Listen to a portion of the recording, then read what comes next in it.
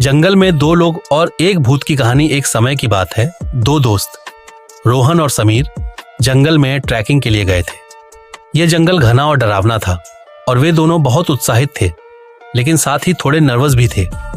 वे जंगल के बीचों बीच एक पुराने रास्ते पर चल रहे थे।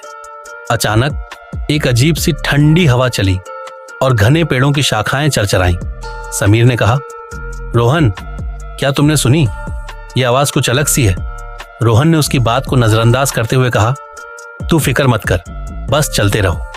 कुछ समय बाद वे दोनों एक पुराने खंडहर के पास पहुंचे, जहां उन्हें एक अदृश्य मौजूदगी का एहसास हुआ। समीर ने डरते हुए कहा, यहां कुछ ठीक नहीं है, मुझे लगता है कि हम गलत जगह आ गए हैं। इतना कहते ही अचानक एक आवाज आई, तुम दोनों यहां क्या कर रहे हो? वे दोनों चौंक पड़े और चारों ओर देखा। सामने एक अजीब हल्की सी धुंध में घिरी हुई आकृति खड़ी थी। उसका चेहरा अंधेरे में ढका हुआ था और उसकी आंखें मटमैली थीं। रोहन और समीर दोनों डर के मारे कांपने लगे। समीर बोला, तुम कौन हो? वह आकृति धीरे धीरे बोल पड़ी, मैं यहाँ एक बहुत पुराने हादसे में मरा था। जो भी इस खंडहर में आता है उसे मैं नहीं छोड़ता। दोनों दोस्तों के दिलों की धड़कन तेज हो गई। वे जल्दी से पीछे मुड़े, लेकिन भूत की आवाज फिर आई, तुम दोनों अभी भी बच सकते हो, लेकिन इसके लिए तुम्हें मेरी शर्त माननी होगी।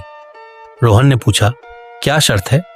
भूत ने कहा, तुम दोनों को जंगल से बाहर निकलने के लिए मेरे पास से गुजरना होगा, और अगर तुम मेरे सवाल का सही जवाब दे सको तो मैं तुम्हें जाने दूंगा। दोनों ने एक दूसरे को देखा और डरते हुए तैयार हो गए। भूत ने पहला सवाल पूछा, इस जंगल में कितने पेड़ हैं? समीर और रोहन दोनों के पास इसका कोई जवाब नहीं था। तभी भूत हंसी में बोला, यह सवाल मैंने जानबूझकर आसान रखा था। अब तुम दोनों मेरी मदद करोगे या मैं तुम्हें यहां हमेशा के लिए रह जाने दूं? दोनों ने समझा कि वे इसके खेल में फंस गए हैं और वे जो भी सवाल पूछा जाएगा उसे सही से हल नहीं कर पाएंगे। तभी रोहन ने एक तरकीब सोची। उसने समीर से धीरे से कहा, हम सही जवाब नहीं देंगे, बल्कि हम सिर्फ यही कहेंगे, हम नहीं जानते। वे दोनों एक साथ बोले, हम नहीं जानते।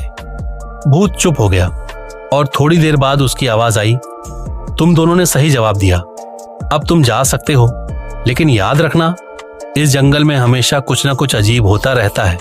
अगली बार इस जंगल में कदम रखने से पहले 100 बार सोच लेना। इसके बाद भूत की आकृति धीरे धीरे गायब हो गई और दोनों दोस्त जल्दी जल्दी जंगल से बाहर निकल आए।